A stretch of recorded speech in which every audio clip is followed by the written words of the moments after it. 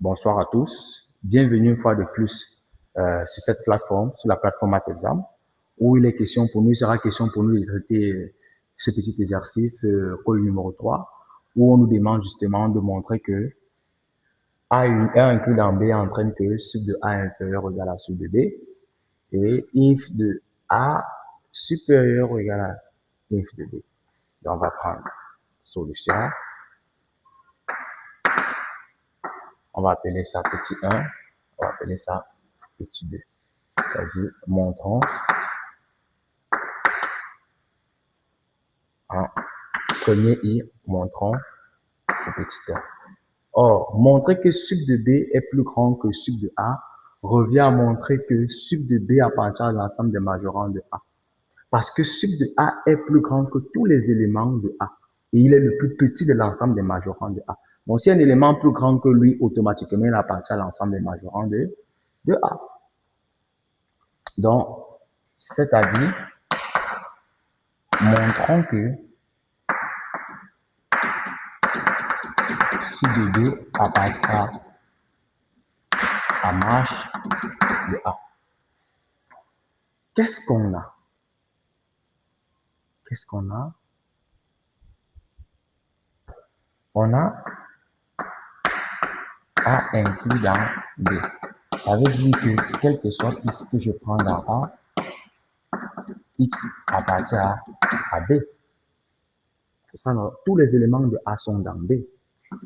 Or, sub de B appartient à marge de B. Ça veut donc dire que sub de B est plus grand que tous les éléments de B, parce qu'il est un élément de marge de B. C'est d'ailleurs même le plus petit des éléments de marge de B. C'est pourquoi on appelle min de marge de B. Et comme il est donc plus grand que tous les éléments de B, et tous les éléments de A sont des éléments de B, ça veut donc dire que X est bel et bien plus petit que sub de B. Et si tous les X que je vais prendre en A sont plus petits que sub de B, ça entraîne que sub de B, tada, appartient à marge de A. Terminé. Conclusion. D'où, par conclusion, d'où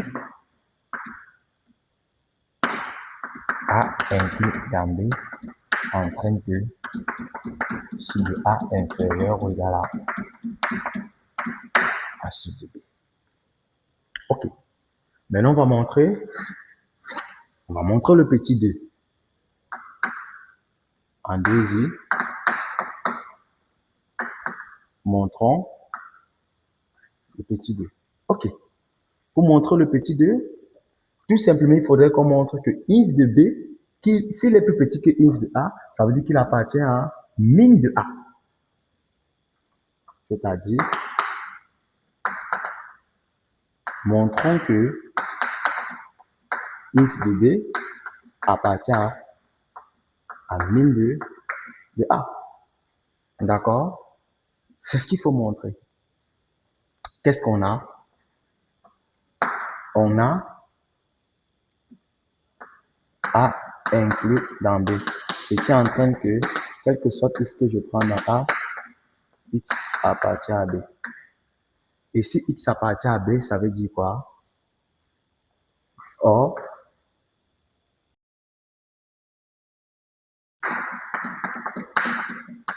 appartient à min de B. Et comme if de B appartient à min de B, ça veut dire quoi? C'est normal parce que if de B, c'est le max de min de A. Et si if de B appartient à min de B, ça veut dire que tous les éléments de B sont plus grands que if de B. Et comme tous les éléments de B, tous les éléments de A sont des éléments de B, ça veut dire que tous les éléments de A sont comment? Plus grands que if de B. D'accord? Ce qui veut donc dire que X est plus grand que if de B. Ce qui entraîne donc que if de A, vu que ce sont les éléments de A, ce qui veut donc dire que if de A lui-même est plus grand que if de B. Parce que si X est plus grand que if de B, X étant tous les éléments de A, ça veut dire que if de B appartient à. Ceci veut dire que if de B, ceci entraîne que if de B appartient bien et bien à min de de A parce qu'il est plus petit que tous les éléments de A. Donc, c'est un minorant. Et étant donné qu'il est minorant, ça veut dire qu'il est plus petit que le plus grand de tous les minorants. Donc, je peux dire ici que d'où A inclus dans B entraîne que if de B est comment plus petit que if de A.